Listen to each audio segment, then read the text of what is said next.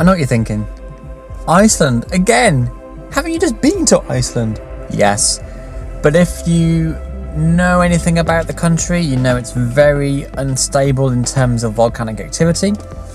As of the beginning of August, a new volcano has emerged and has started filling the land with lava.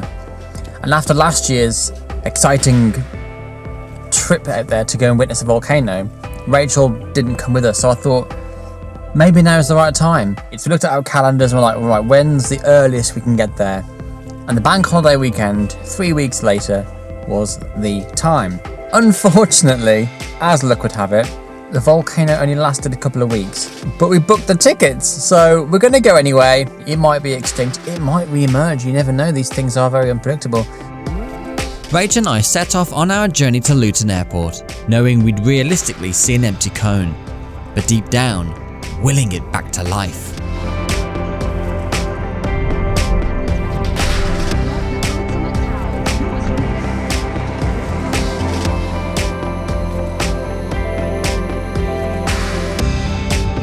Unfortunately, due to it being a night flight, there was nothing to enjoy about the view.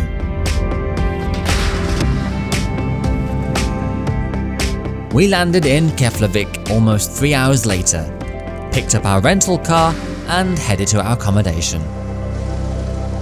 So we just got to our room. It's just gone midnight, so the flight was delayed like an hour. You know, it's pitch black, couldn't see anything on the way in, so it's just get to the hotel, check in, and crash.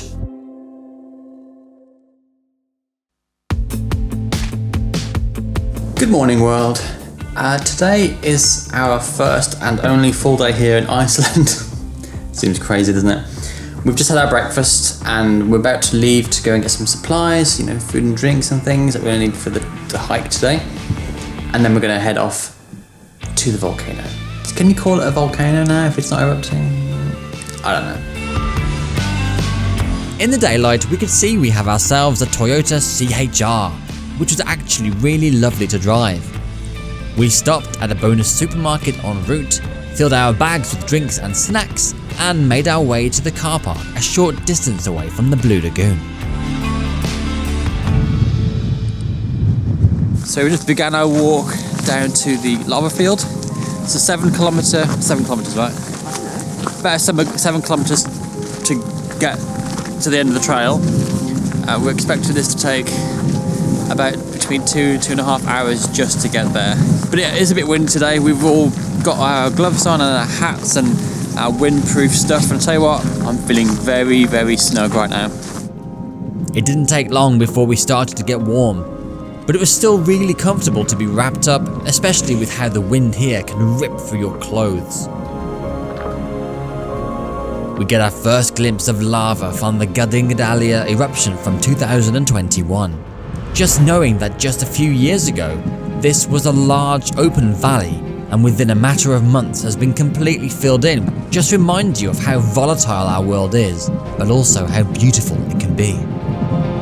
Okay, so the elevation's pretty high. You can see how pretty much in the clouds now. It's all starting to rain and we're not even at the top yet. The wind's pretty strong. Not sure that you can hear me very well. I can't tell if it's raining, whether the moisture that we're seeing is part of the cloud. Probably the same thing. But it's really like cutting across like this. But so far, I'm boiling. I'm lovely and cozy. The rain let up quickly, and before we knew it, it was starting to get brighter.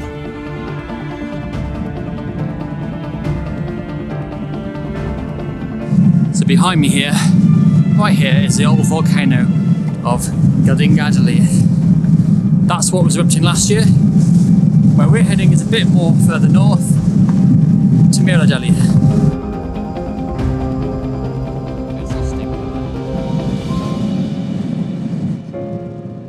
Now the weather here changes so fast. It's already getting bitterly cold and you can see there's not much view. There's the old volcano.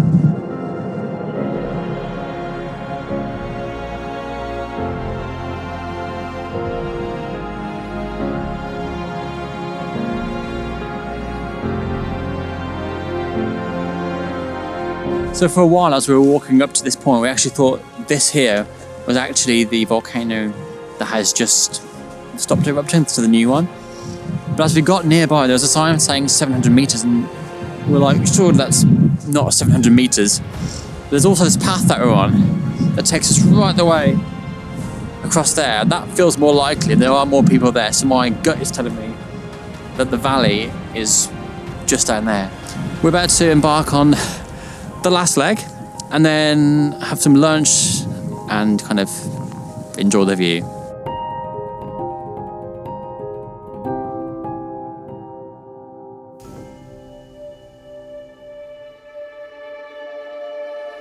If we came when the eruption began, this is what we'd have seen. But instead, this is what we got. A hardened lava lake and an empty volcano. Even though it was empty, it was still fascinating just to see what the chamber looked like, where the lava entered, and the tubes it left behind.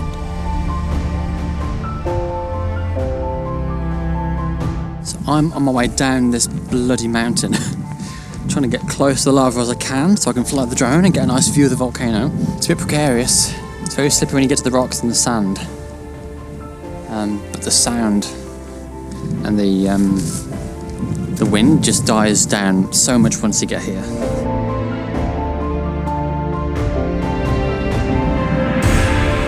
So here we are at the freshest lava we have on this field.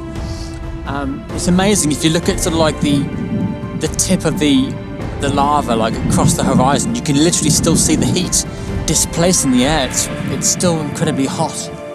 I just wish we could have seen it erupting, you know. The Meradalir eruption ferociously sprung to life on the 3rd of August and lasted for just 18 days, having produced 11 million square meters of lava covering 1.2 square kilometers. You can see just how jagged this lava is, and you know, you do not want to be walking over this because if you fall through, you can easily just rip yourself to shreds.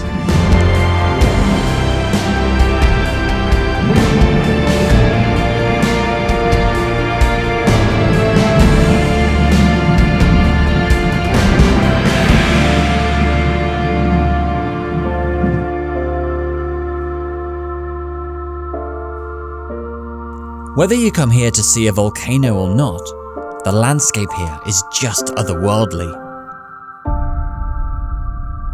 We're now making our way back to the car. Another 2.5 hours to get there. How you feeling? A bit cold. Bit cold. We have just started our walk back, so we'll start generating some heat soon once we start climbing some bit of hills and that. Oi! Sexy!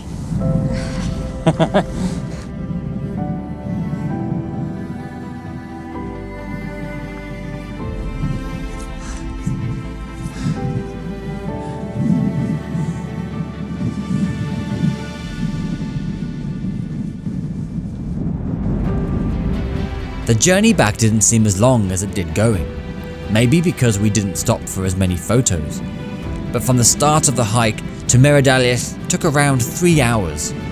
Safe to say that after a 6-hour hike round trip, plus the climbing up and down that hill to the lava field, our legs, ankles and knees were ready to crash.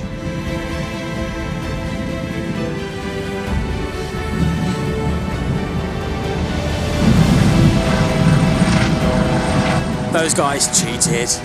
Anyone can get there if you rent a helicopter. But where's the fun in that? Well, actually, to be fair, it'd be quite fun, wouldn't it, to ride in a helicopter?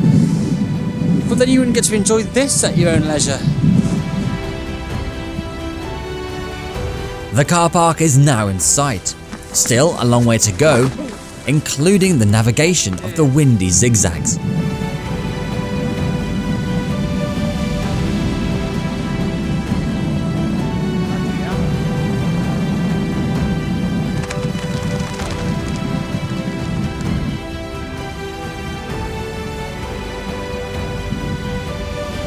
We are less than 500 meters now from the car park.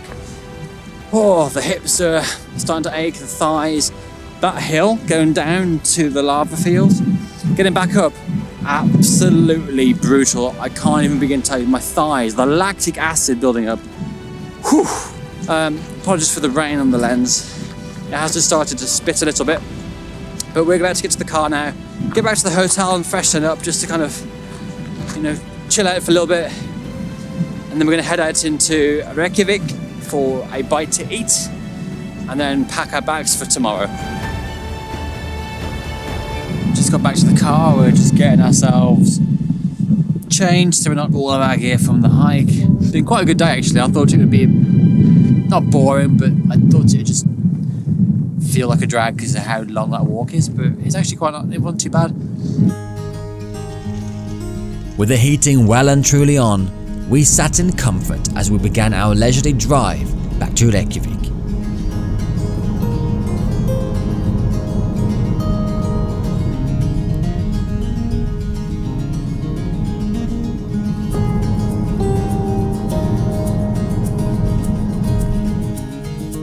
So we got back from the hike and we're just having a bit of downtime. We're having a shower, as you can probably hear, Rachel. But yeah, it's been a pretty good day today. It's been not too difficult. I've definitely had longer, not so much longer, but I've definitely had harder hikes. So even though we wore like waterproof and windproof trousers and clothes and coats and things, for some reason, we still got a bit wet. So we're going to dry our clothes over the radiator, which is kind of essential because these are all I have. Dry! But yeah, next time, I'm pretty confident there will be a next time. Next time a volcano erupts, I'm determined to get there earlier. My hunch tells me it'll probably be around springtime 2023, so let's keep an eye out for that, see if I'm right. Yeah, so until then, catch you later.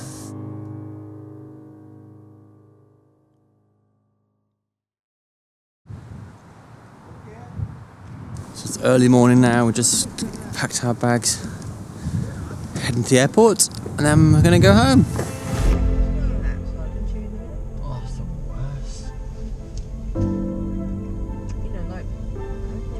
We came here with excitement to witness a violent eruption, but in the end wound up doing an all-day hike to see an empty chamber. Some you win, some you lose. It was still an enjoyable hike, saw some wonderful scenery and enjoyed spending time together as a couple. But now we head home after a tiring 48 hours.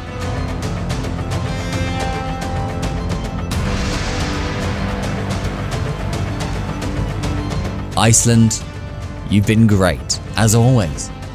See you again soon.